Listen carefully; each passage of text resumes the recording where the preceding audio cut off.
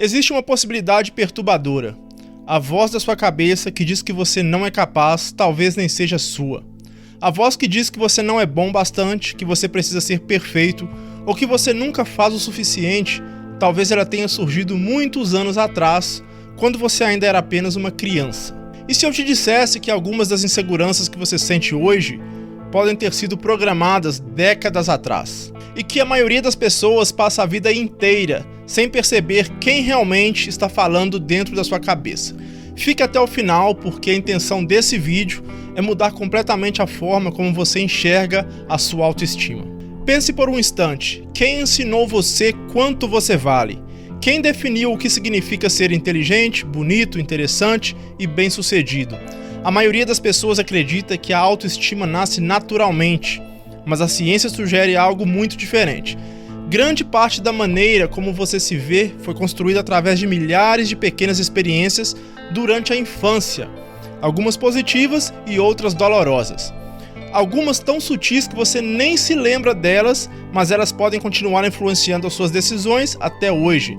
E o mais assustador é que muitas vezes carregamos essas mensagens pela vida inteira, sem perceber. Imagine duas crianças aprendendo a andar de bicicleta. A primeira cai, o pai sorri e diz: "Tudo bem, faz parte, vamos tentar de novo." A segunda cai e ouve: "Você não consegue aprender nada."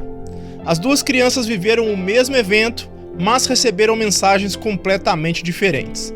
Uma aprendeu: "Errar é normal", e a outra aprendeu: "Talvez eu seja o problema." E é aí que tudo começa.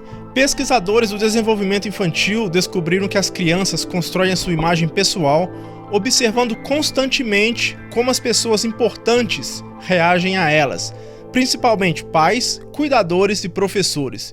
Em outras palavras, antes de enxergar quem você é, você aprende a enxergar quem os outros dizem que você é. Mas isso não é a parte mais surpreendente, porque muitas vezes as mensagens mais profundas não são ditas, são sentidas. E existe um experimento famoso que mostrou algo assustador sobre isso. Na década de 70, pesquisadores estudaram como a expectativa dos professores influenciava o desenvolvimento dos alunos.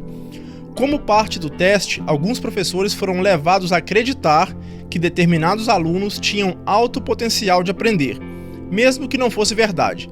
Meses depois, esses alunos realmente apresentaram melhor desempenho e aumentaram suas notas.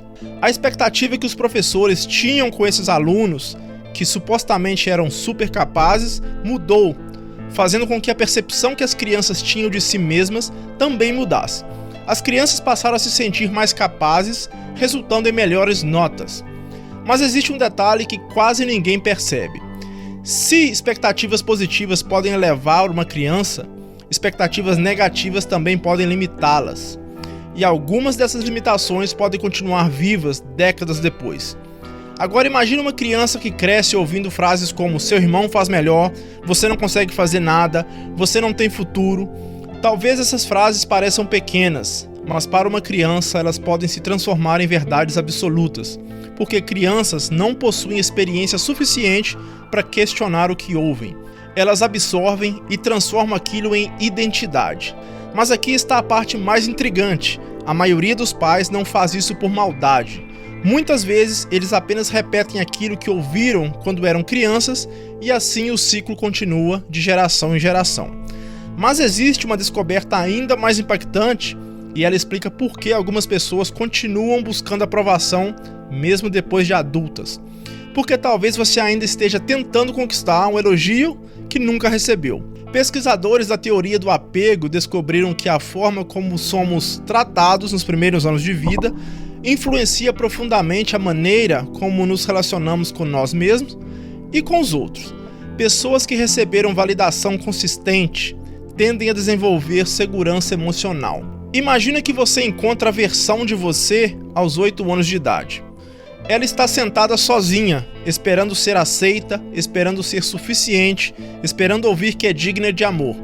Agora observe algo: essa criança não nasceu se achando insuficiente. Ela não nasceu se comparando, ela não nasceu se sentindo inadequada, ela aprendeu isso. E se ela aprendeu, isso significa algo extraordinário. Essas crenças não são quem você é, são histórias que você ouviu tantas vezes que passaram a parecer verdade. E aqui está a grande revelação. Muitas pessoas passam a vida tentando consertar a si mesmas, quando na verdade o que precisa ser questionado são as mensagens que receberam de seus pais. Talvez o problema nunca tenha sido você. Talvez o problema tenha sido a narrativa que construíram sobre você.